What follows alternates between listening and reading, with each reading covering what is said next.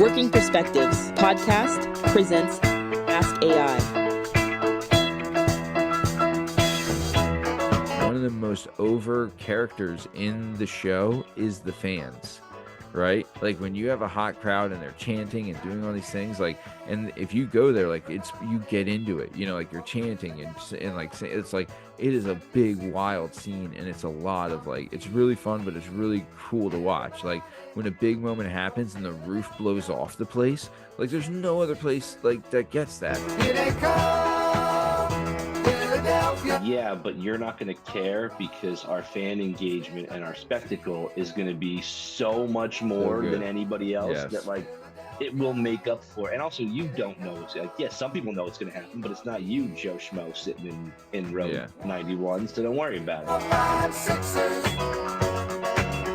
Vince, honestly, he was really had lost touch with the fan base. And his arrogance, I think, had gotten in the way of a lot of things. We would have conversations with people who would be like, you know what they should do? And then you go, that's the stupidest thing I've ever heard in my entire life. Don't tell anyone that. That would ruin this character, would ruin the show, and completely negate A, B, C, and D. So, like, there is a fine line between, like, listening to the fans, I would imagine, and, like, you still have to make it suspenseful, right? You can't just give everybody what they want. There's got to be some drama. There's got to be some heartbreak. There's got to be some disappointment at times. And the fans lost their mind. They're like, nope, we want Cody. You're doing the wrong thing. We want Cody. We don't want The Rock. We want Cody and Roman. We need Cody to finish the story, like blah, blah, blah. And WWE actually listened, which they'd never done before under Vince. And they actually listened to the fans and changed it, and it became, it's the biggest WrestleMania of all time. How many families are there involved in WWE? Because even The Rock, like his dad was a wrestler, right? Like, I mean, enjoy the show.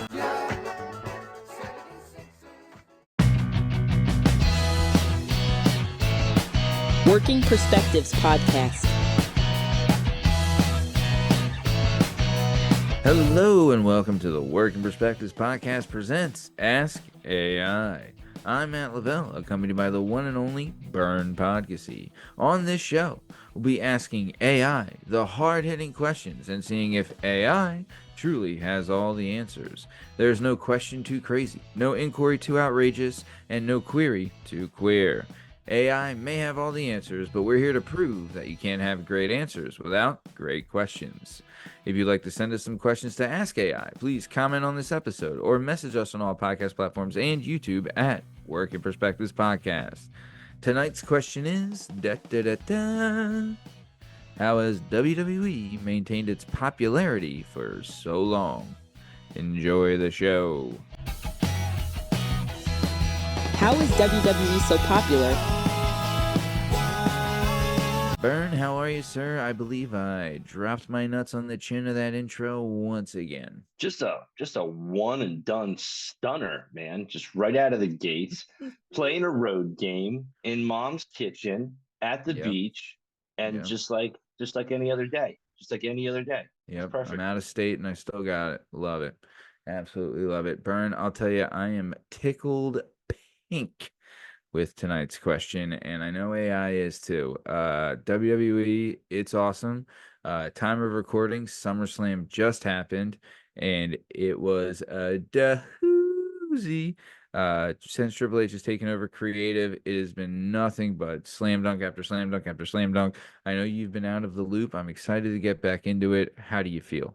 Yeah, I mean, I'm interested. I've had my wrestling ins and outs, my WWEs, my WWFs, my WCWs, my ECWs. You know, I've been semi. You know, I've been in and out of those for a long time.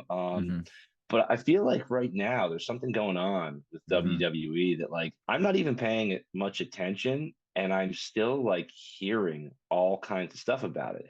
It's crossing over onto like other forms of media that I pay attention to.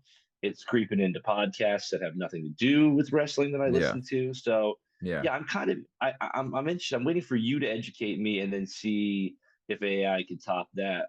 So think of this, right? So they've been able to capture, a bunch of different demographics, right?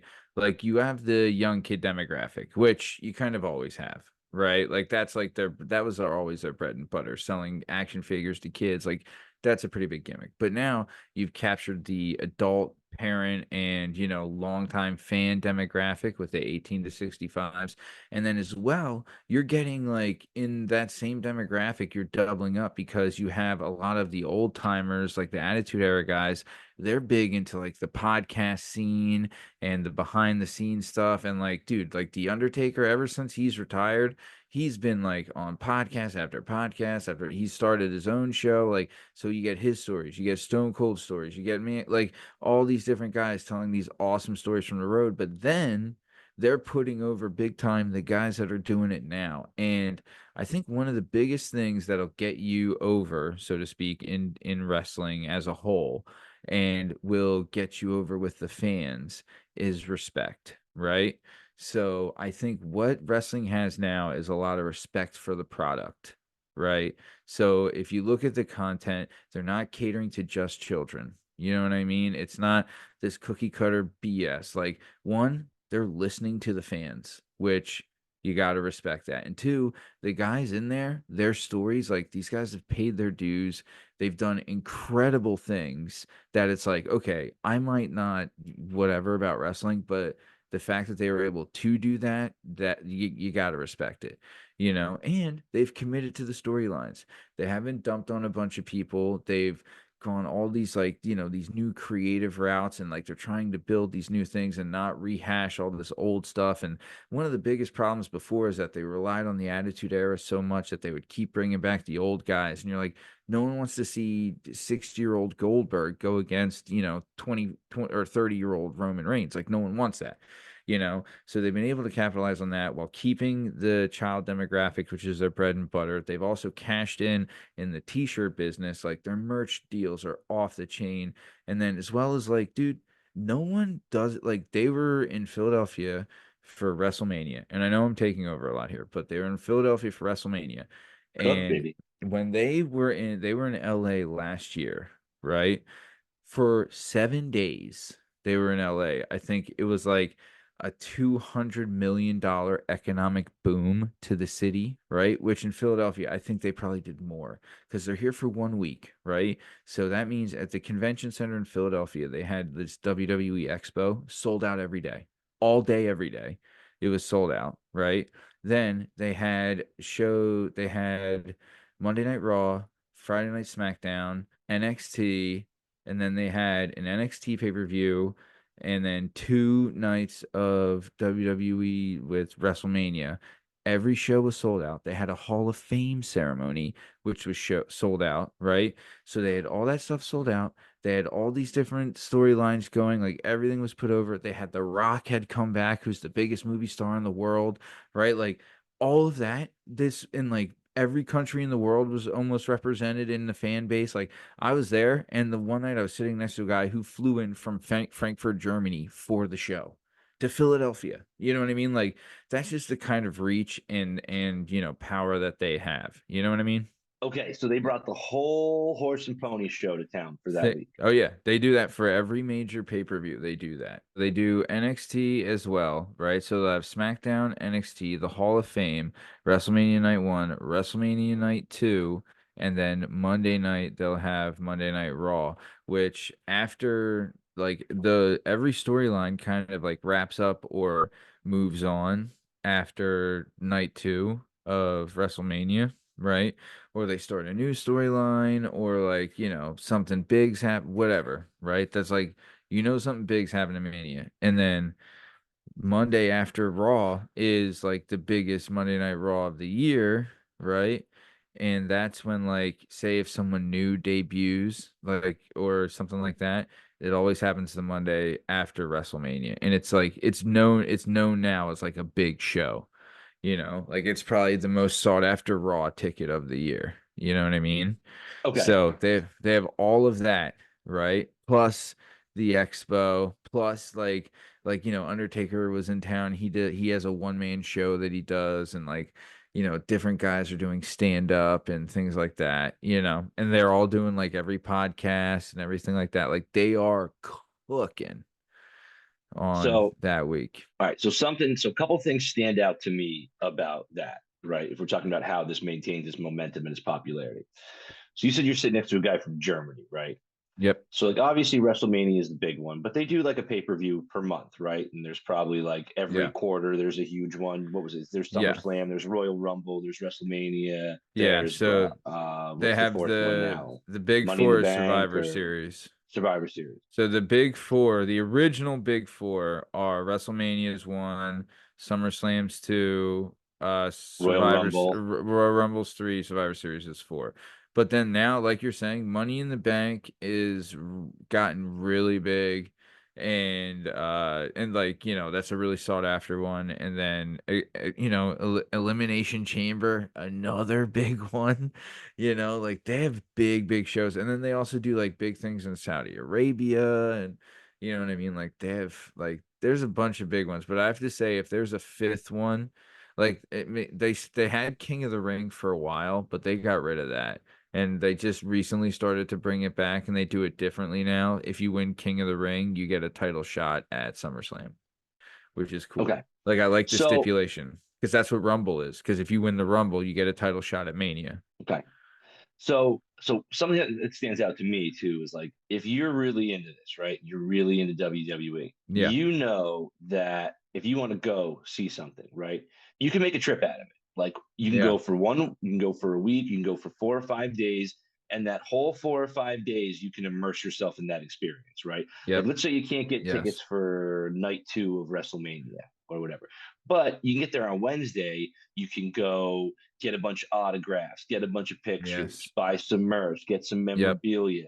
You get to see a couple of shows. You get to Yep. be, and then all these people are just around the city, like they're eating in restaurants, they're Mm-hmm. hanging out in hotels, they're going out to bars. So like, Yeah. so I think something that makes a lot of sense for me is like, if you're a guy from Germany and you're like, I'm really into this, and I know that if I want to take a trip and save up, that I am going to get the absolute most bang for my buck by like going to one of these large pay-per-view events because Yes.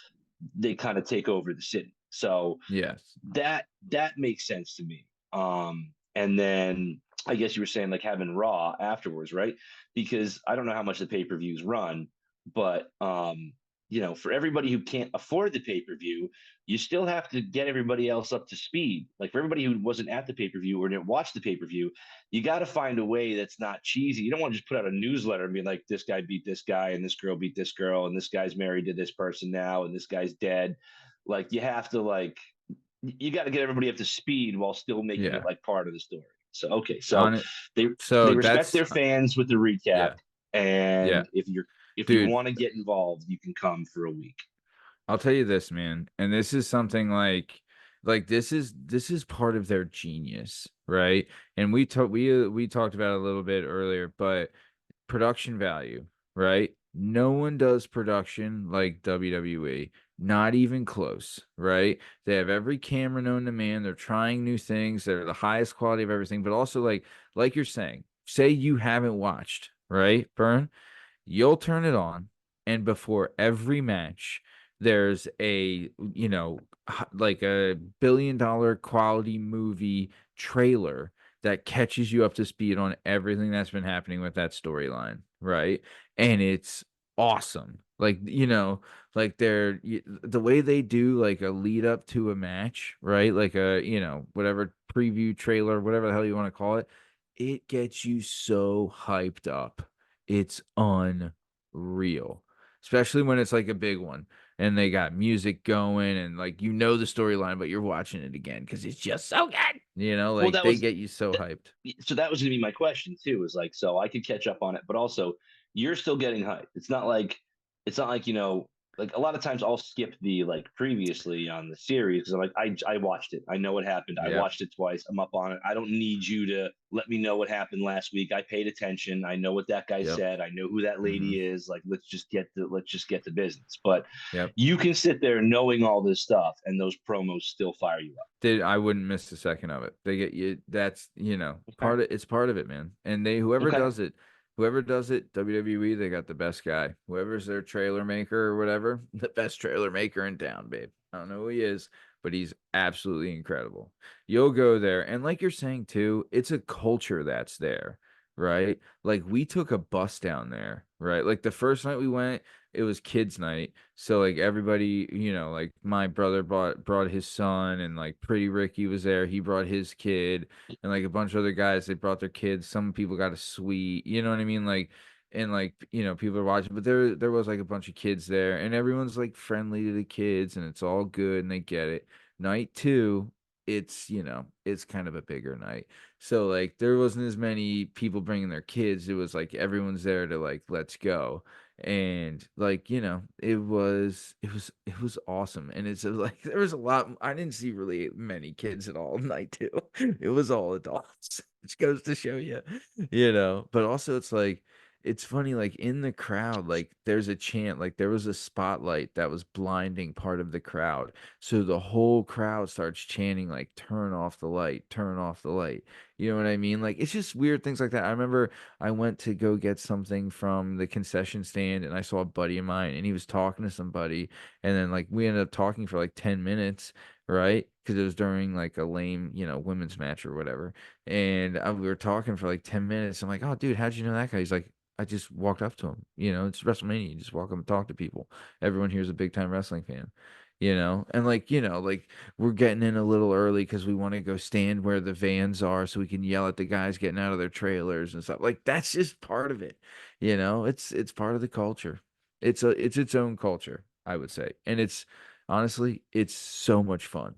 When you buy in, it's fun. It gets you hyped. You get hyped up. Well, it sounds like they extend that kind of like they make it okay to Yeah. have like that childlike excitement of like I want to go there early and get autographs of Yeah. like it's okay. Like guys, we all listen, we're a bunch of dudes here for the most part. Like Yeah. it's okay. Come down It's here, yeah. yell at the yell for the guys you like, yell horrible things at the people you don't. Like get Yeah. into it, Yeah. get in That's what they faces. want. Yeah. So engagement. I mean, obviously, fan engagement has always been something like that. I remember is a big deal, and even like Big. I remember them coming to like the local armories and stuff. You know what I mean? Like on Yeah. the like it was always a traveling Mm-hmm. circus. I just didn't realize they put down roots like this now for these big pay-per-views, which is actually Yeah. really, really smart. Oh, big time. Big time. And they've been doing it. They've been doing it for years. Fan Fest started in New York in WrestleMania 10, which was in 1994. So, Wow. yeah. Wow. So that was Fan Fest is like the expo thing. But yeah. So, dude, it's a whole big thing, but the other thing that gets them over, right? Like you can have all this production value, you can have all this stuff. Like the in-ring athleticism is good. Don't get me wrong. Very good. The athleticism's good. And there's like a bunch of guys that believe like if you do a bunch of flips and big high moves, like that's what gets you over. And to a point, like you do need that stuff a little bit, but it's the stories that really get you, man. Like you get so locked in to the story. Like, dude, and they have expanded, like they're going to Netflix, so their rating is gonna expand, right? Like, so they're gonna be able to do a little more dastardly stuff, right? And Okay. get a little more, stretch that PG-13 rating, right? And like they are working more adult angles. Like there's a big angle right now that's a love triangle. And honestly, it fucking popped big time, right? Like when you got this dude, there's one guy, they call it heat, right? When you don't like a guy, like they call it heat, right? So if you're getting heat means Wait, like everyone's booing you.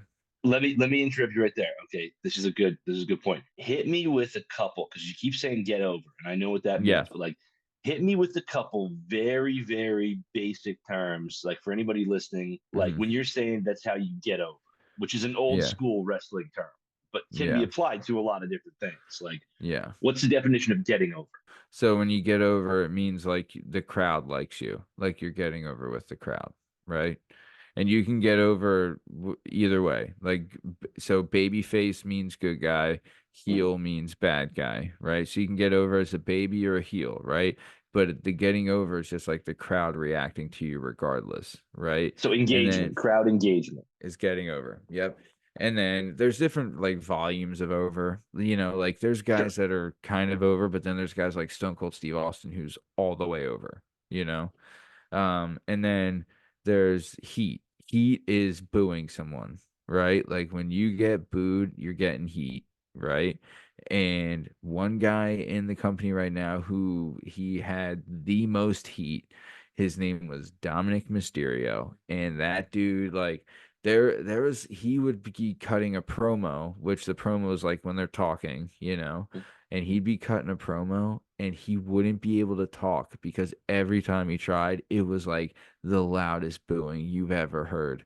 And this kid's like, he did one, like, he claims to be like, a street tough guy. He did one night in prison, and all he's ever talked about now is how, like, he survived prison and when you're on the inside, you know what I mean? Like, he played that angle. But then also he had a girlfriend that was like, this super hot smoke show that's also like a badass. But either way, we're bird walking a little bit. So that's getting heat, right? Babyface good guy, heel bad guy, cutting of promos when you're talking in the ring.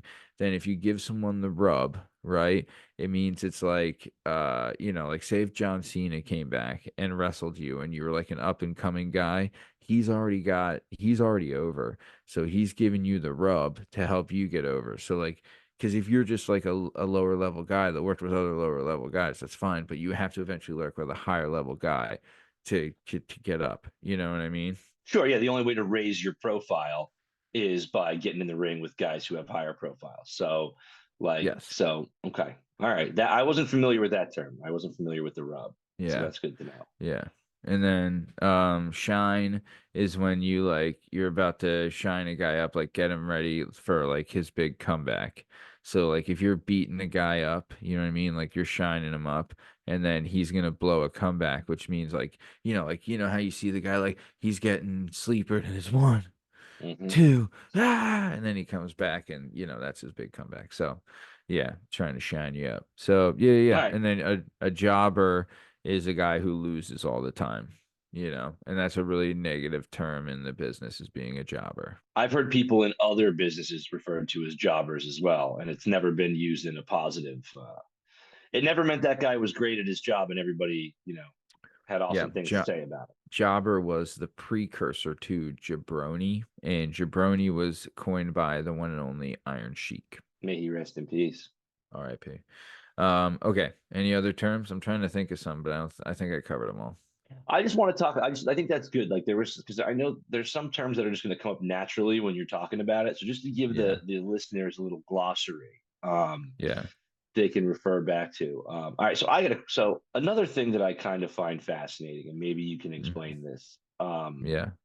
This is a company that was run by a singular mind for a very, very, very, very, very Yeah. long time. Yeah. It had its ups and its downs, but it was more up than down, and it's always made money. At Yeah. least for the most part since I've been alive. Yeah. Now that person, Vince steps down, and there's a lot of crazy stuff that comes out about him. But like, it doesn't seem like you Yeah. would think, this guy who's puppet mastered this organization for 30, 40 years. Yeah. What a hole there would be for this guy to step down, and then for it to find out maybe he wasn't that great of a guy. That doesn't seem to have happened to WWE, and I'm curious No. why, because most things would So, fall apart. yeah.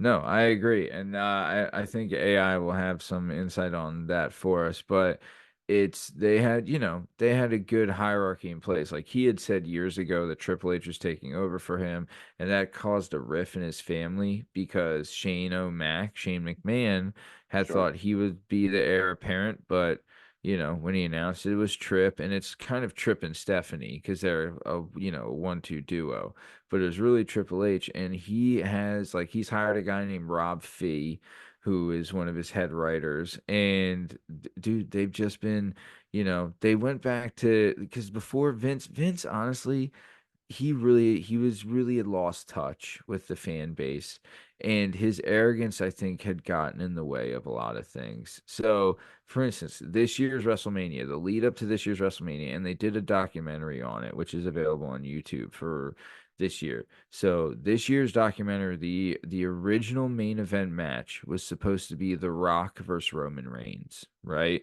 Which they've been kind of alluding to that and leading up to it for a number of years, right?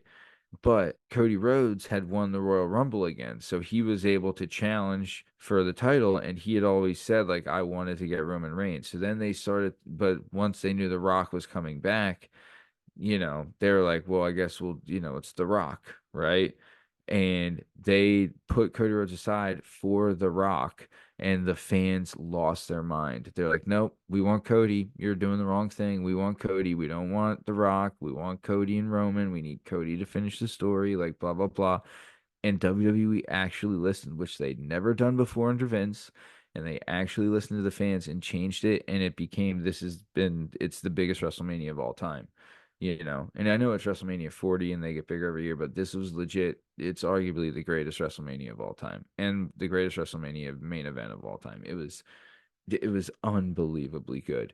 And part of it had to be because they listened to the fans, right? And now, like, the fans do have this type of input and they're listening, but they still kind of, we can't know everything that's going to happen. And they still find a way to surprise us and keep us on our toes and stuff like that. So that's the kind of thing I think they've mastered. And they like this thing called the long game or the long con or whatever. It's like he loves this type of storytelling is the long game. You know what I mean? Like, or slow burn is what they call it. He loves a slow burn.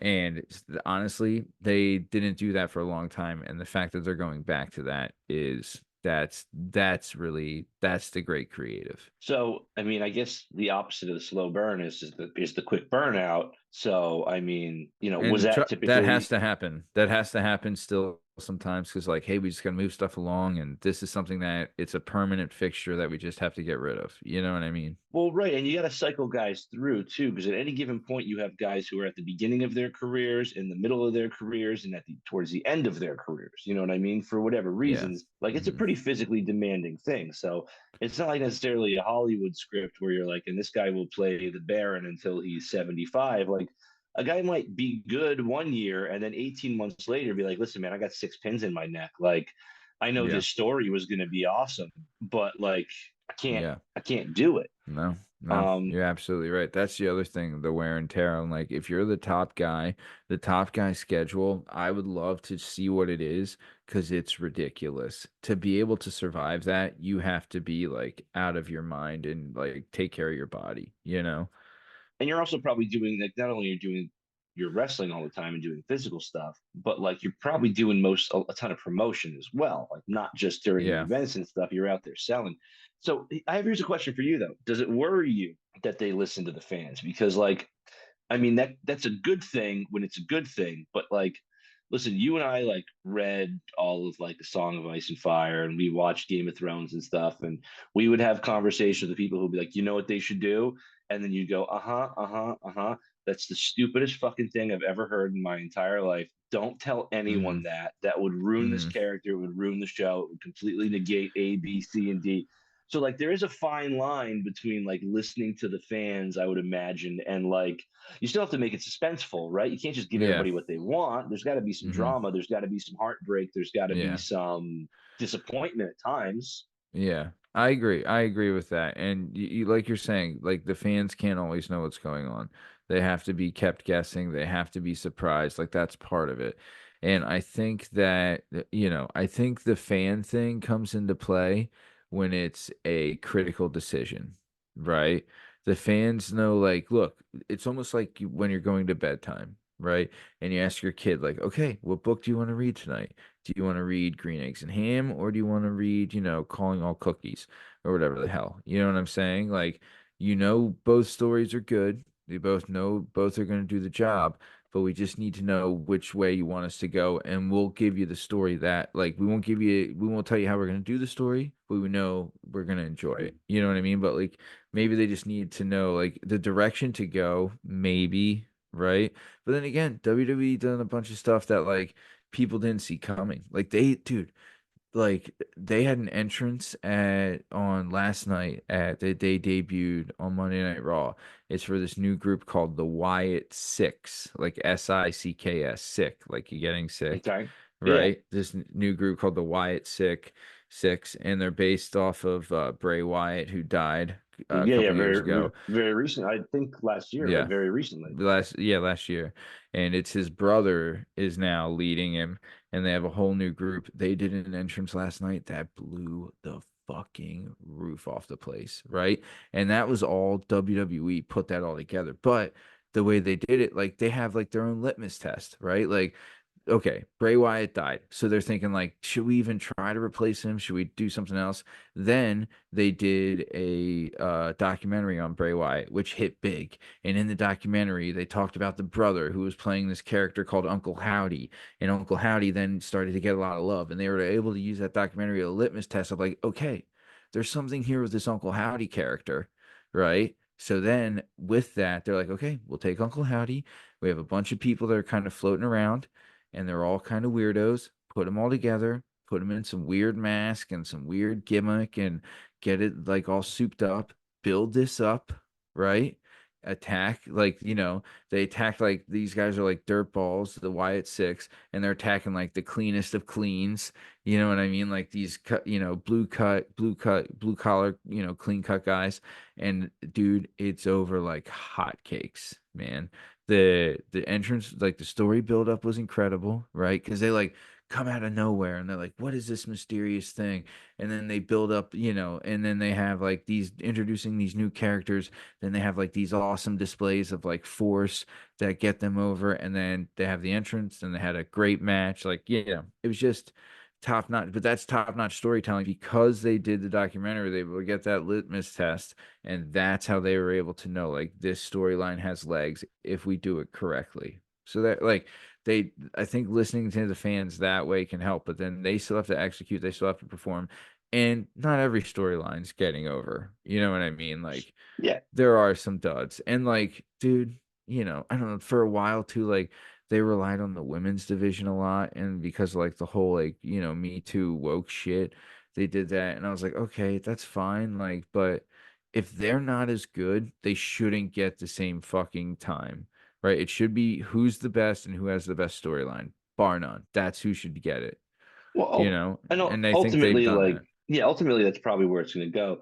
So, like, you're talking about the Wyatt Six, you're talking about Dominic Mysterio, you're talking about Triple H is married to Steph McMahon, Shane Yeah, O'Mac that he's into. Like, how many fucking families are there dude, involved in dude, WWE? Because even The Rock, like his dad was a wrestler, right? Like, I dude. mean, So that's honestly great thing to touch on. Very great thing to touch on is that it's almost like Game of Thrones because there's a bunch of different families, aka houses, right? And Cody Rhodes, who's arguably the most over star right now, he in the very opening of his music, it says wrestling has more than one royal family, right? Because Cody Rhodes, his dad, the American Dream, Dusty Rhodes, his okay. brother, Gold Dust, is his brother, Oh, I Dustin didn't know that. Rhodes. Yeah. Okay. And then Cody, right? So those three are all three like big time stars, right? But then, dude, this is where it gets wild is that Roman Reigns is part of what's called the Anawahi family, right? Okay. So if you pulled up this demographic, right? It's High Chief Peter Maivia, right? The Wild Samoans Akin, Afa, and Sika, right? Then you have Yokozuna, right? Then you have Umaga, right? Then you have Rikishi. Then you have The Rock. Then you have the Uso brothers, right? The two Usos. Then you have Roman Reigns. Then you have Solo Sikoa. And then now they introduce four new guys where they have it was Tama Tonga and Tongaloa and Jacob Fatu, like they have all these new guys that have just come in that are all part of the same family. And I'm missing a couple people.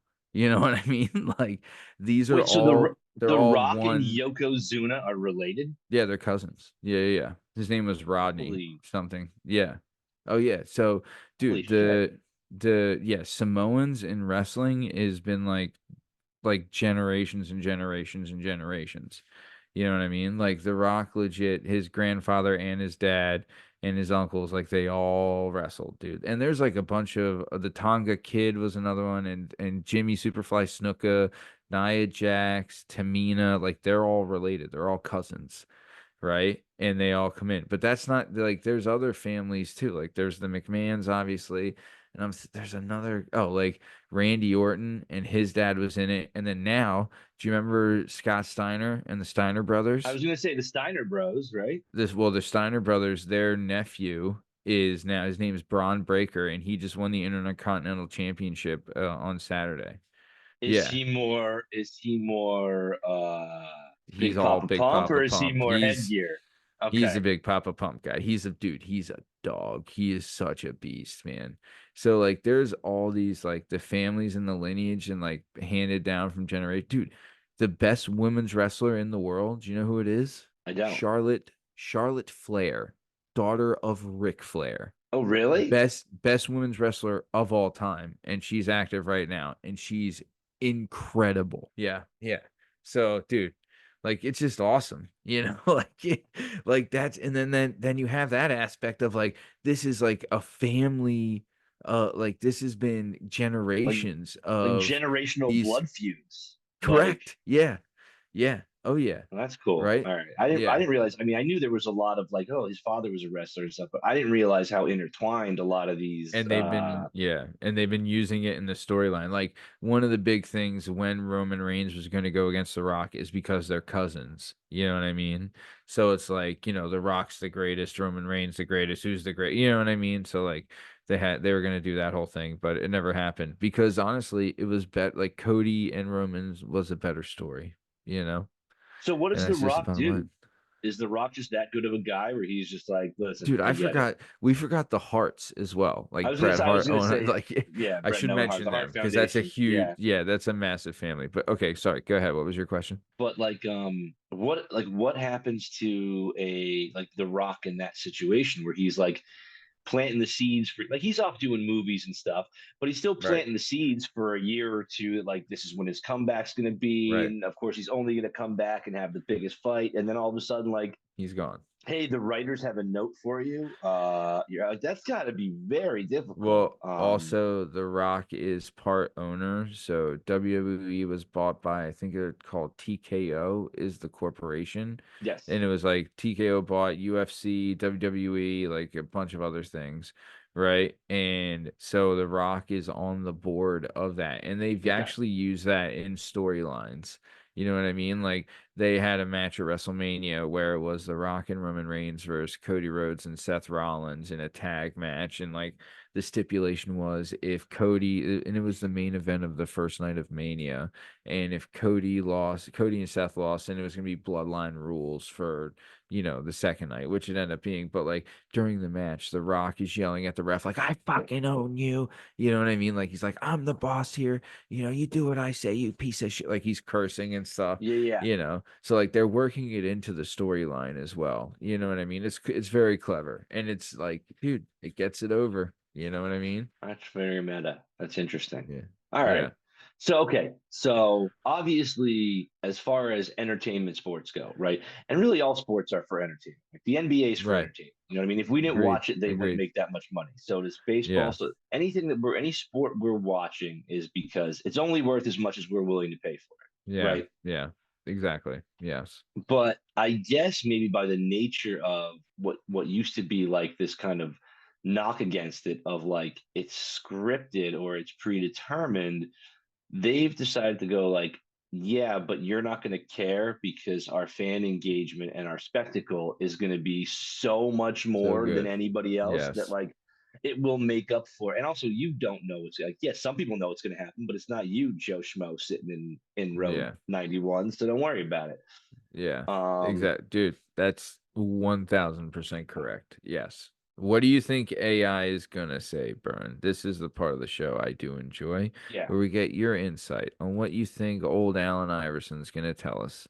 So, what do you think AI is gonna possibly bring up about why we asked AI, can you please tell me how WWE has maintained its popularity for so long? So I guess just based on the conversation we have, I would say um, it's an incredible and immersive fan experience, Yep. more so than you can get following other major sports. It is, I don't know, that whole Rock family thing just kind of blew my mind. The fact that there are like Crazy. generational blood feuds, like Yeah. my grandfather hated your grandfather, and now I hate you.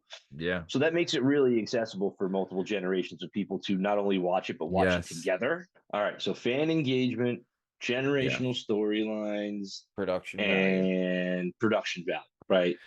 Yeah. That's what I Yeah. think AI is gonna All say, because right. those things seem to be consistent. Here we go. Let's see.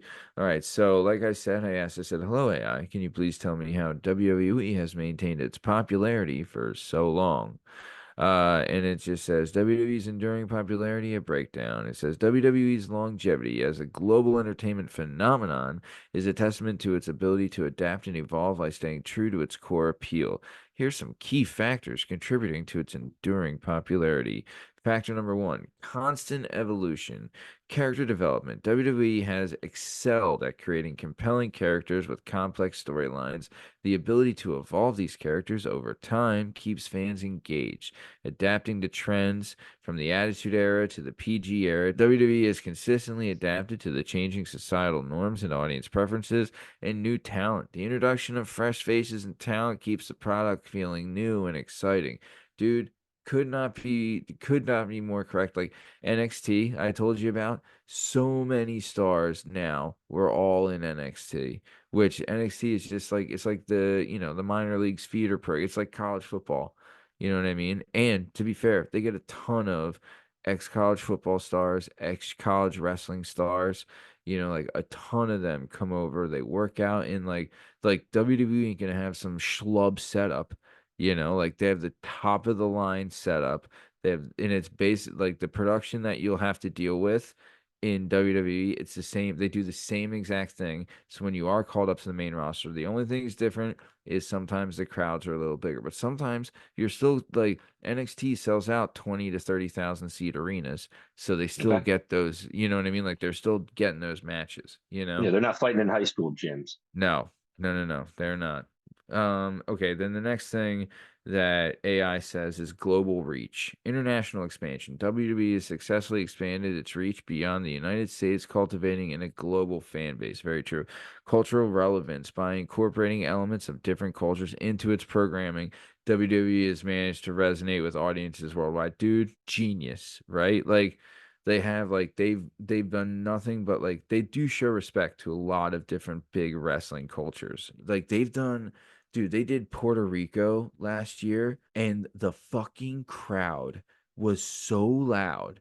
And they did France this year. The crowd was so loud that like the camera was shaking from how loud it was in these arenas, right? Like the camera that's like the hard cam is shaking Yeah. when they're doing these chants.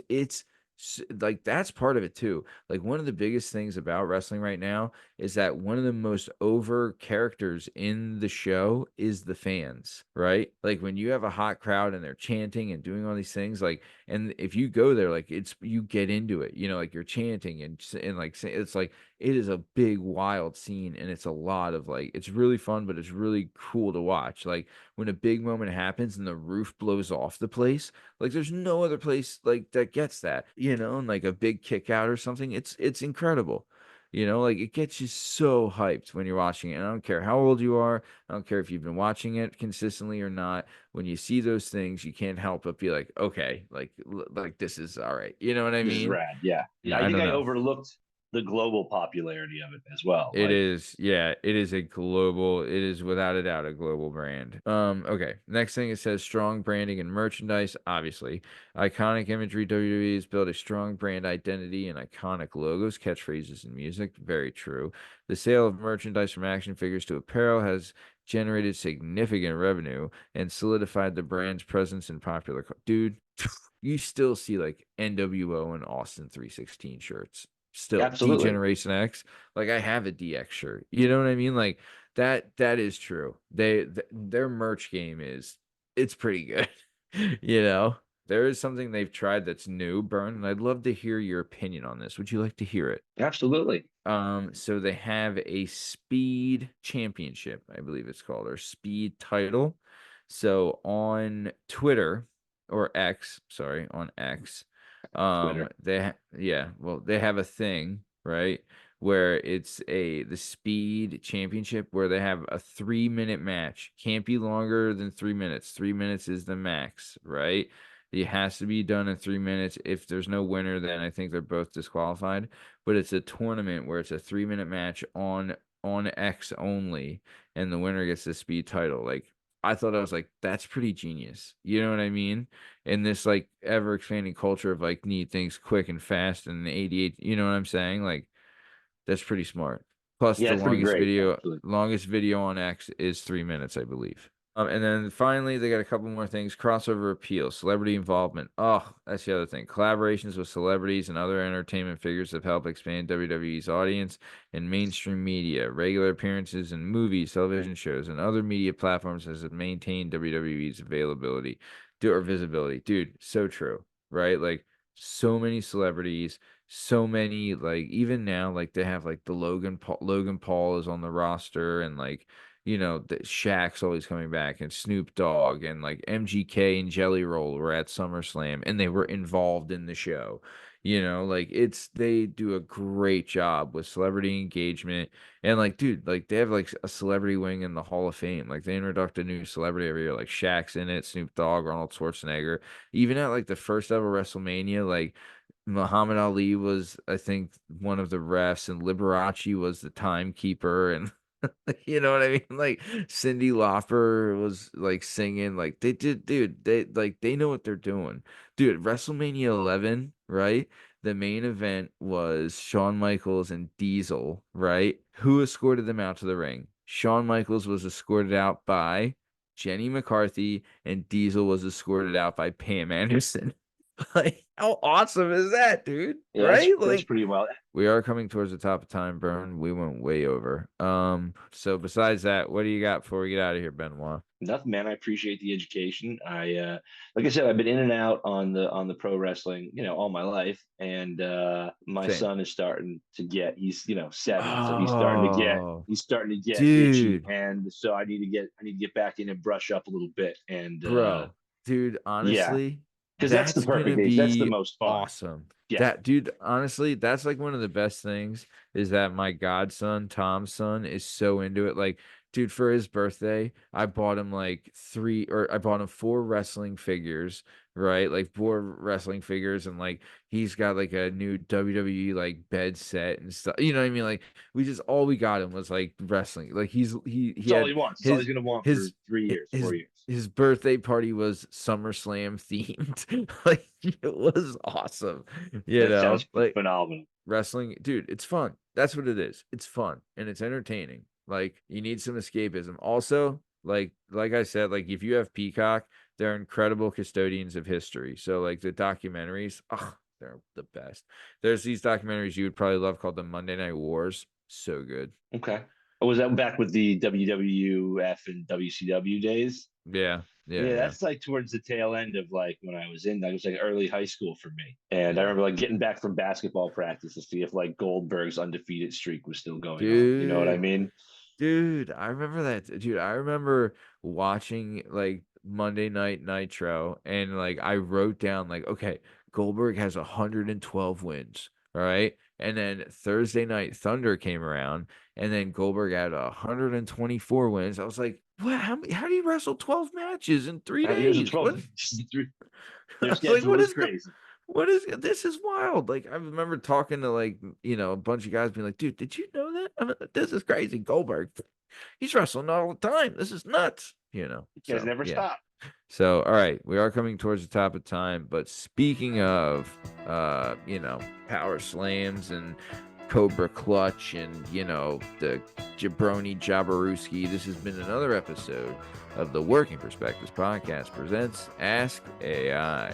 I'm Matt Lavelle, accompanied by the one and only Bern Podcast. In case you're wondering, you can find all our stuff and all our content on all podcast platforms and YouTube at Working Perspectives Podcast. You can also on Instagram at Working Perspectives Podcast. And join us on Twitter and TikTok at Working P Pod. And if you'd like to be a guest on the show, please email us at workperspectives@gmail.com. And please like and subscribe. And we'll keep bringing you sweet, sweet content. Thanks for listening. Have a good one. Thanks. See ya. Working Perspectives Podcast. Please like and subscribe.